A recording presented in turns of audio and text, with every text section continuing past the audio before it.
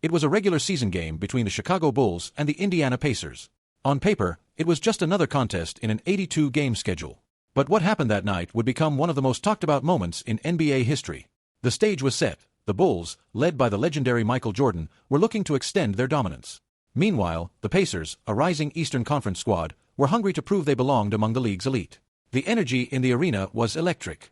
Fans knew they were in for a show, but no one knew just how wild it would get. From the opening tip, it was clear this wouldn't be an easy night for either team. The Pacers came out aggressive, pushing the pace and testing the Bulls' defense. Reggie Miller, Indiana's star shooting guard, was particularly fired up. Known for his trash talk and swagger, Reggie had been having a solid season and wasn't afraid to let it be known that he saw himself as the second-best shooting guard in the league, right behind Michael Jordan. But Jordan wasn't paying much attention to the chatter. He had missed his first few shots, and for the first few minutes of the game, he looked human. The Pacers were doing a good job containing him, and Reggie Miller was loving every second of it. He started jawing a little, nothing too crazy, just enough to let MJ know he was there, and he wasn't backing down. Still, if there's one thing you never do, it's wake up Michael Jordan. 6 minutes into the first quarter, Jordan found a rhythm. He came off a screen and nailed a mid-range jumper. Then he hit another. The crowd started to buzz. You could feel the momentum starting to shift. Jordan wasn't just warming up, he was locking in. But while the game began to tilt slightly toward Chicago, the tension on the court continued to build. Reggie Miller was still yapping. He was getting into it with the Bulls players, drawing contact, playing physical, and trying to get into Jordan's head. The Pacers were hanging in the game, but the emotional temperature was rising fast. What started as just another regular season matchup was beginning to feel personal. And everyone watching, from the fans in the arena to the viewers at home, could sense something was about to erupt. What happened next would turn the game upside down and change Reggie Miller's relationship with Michael Jordan forever. Tensions had been building all night, and it was only a matter of time before things boiled over. Reggie Miller was in full agitator mode, chirping after every whistle, bumping into Bulls players, and taking every opportunity to rattle Michael Jordan. To Reggie, this was part of the game. He thrived on chaos, on getting under people's skin. He didn't fear anyone, not even the greatest player of all time. But what Reggie didn't realize that night was that he was about to cross a line even he couldn't come back from. Midway through the game, a missed layup by Pooh Richardson created a scramble for the rebound. Reggie Miller crashed in, trying to tip the ball back in, but in the process, he bumped into Michael Jordan. At first glance, it seemed innocent enough. But Michael didn't take it that way. The moment Reggie brushed up against him, MJ turned, furious. The two exchanged heated words, and before anyone could intervene, Jordan threw a punch. Not a shove. A full-on swing. The arena exploded. Players from both benches stormed the court. Coaches ran in, trying to break it up. Officials blew whistles and yelled, desperately trying to restore order. It was absolute chaos. Reggie Miller stood his ground, jawing right back at Jordan. But make no mistake, this was no longer just a game. This was personal. Jordan wasn't known for losing his cool often, but when he did, it meant someone had hit a nerve. And Reggie, he hit it dead center. The referees huddled to sort things out. The crowd waited, holding its breath. Then the announcement came, Reggie Miller, ejected. Michael Jordan, ejected. Both stars were tossed from the game for the altercation. But that only raised more questions. Replays showed that Jordan had thrown the only punch.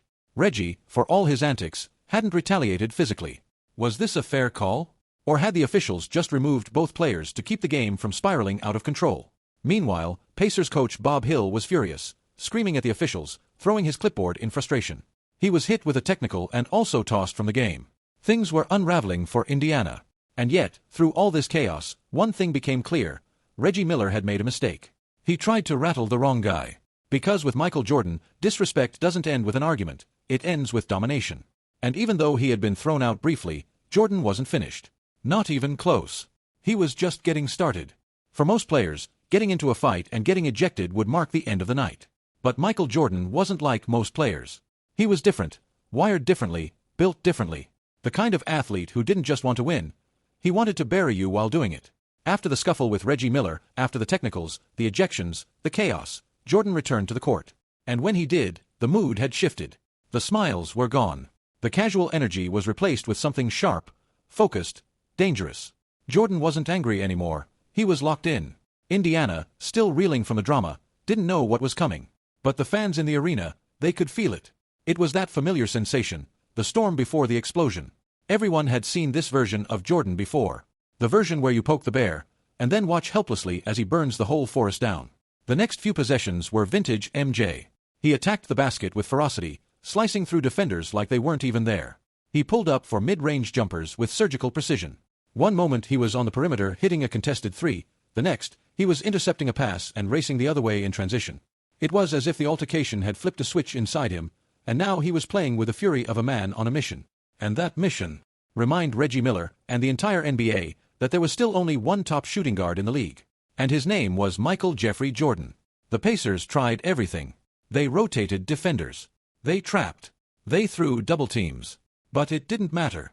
Jordan wasn't just scoring, he was taking souls. By the third quarter, he was in full command. Step-backs, fadeaways, dunks in traffic, nothing was off limits. At one point, Jordan nailed a three-pointer with the crowd booing him. But he didn't flinch. He turned, stared them down, and walked back up the court like a villain in a movie. Cold, calm, unbothered. Even when the Pacers got a stop, it wasn't enough. MJ would come right back the next possession and rip their hearts out again. It wasn't just talent, it was psychological warfare. By the end of the third quarter, Jordan had dropped over 30 points, and he wasn't done. The Bulls had clawed their way back into the lead, and you could see it in the eyes of the Pacers. They knew. It was over. And here's the thing, this wasn't a playoff game. It wasn't Game 7 of the finals. But Jordan treated it like it was personal. Because for him, it was. Reggie Miller had dared to challenge him. Had dared to disrespect him. And now, he was paying the price, not with bruises or injuries, but with the scoreboard. With every point, every steal, every dunk, Jordan was sending a message, you don't mess with greatness. He didn't just want to win. He wanted to make sure Reggie would never forget this night. And he wouldn't. By the time the fourth quarter began, it was no longer about Reggie Miller. It was no longer about the fight, the ejections, or the controversy. Now, it was all about Michael Jordan. The Chicago Bulls, who had trailed earlier in the game, were now marching toward a comeback victory.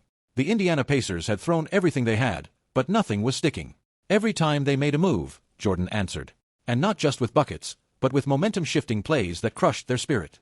The Bulls started running the floor, moving like a team possessed. Scottie Pippen began locking in on defense. B.J. Armstrong started hitting outside shots. The chemistry was flowing. But at the center of it all was Jordan. He wasn't just scoring, he was orchestrating. Every time he touched the ball, you could feel the crowd rise with anticipation. Was it going to be another three? A pull-up jumper? A fast-break dunk? No matter what the Pacers tried, they couldn't stop him. It wasn't a basketball game anymore, it was a one-man clinic. With just under 5 minutes to go, Jordan caught a pass on the wing. He surveyed the court, took one dribble, rose up, and drained a cold-blooded jumper in a defender's face. Nothing but net. The lead stretched. The crowd erupted. And the message was clear, this was Jordan's night.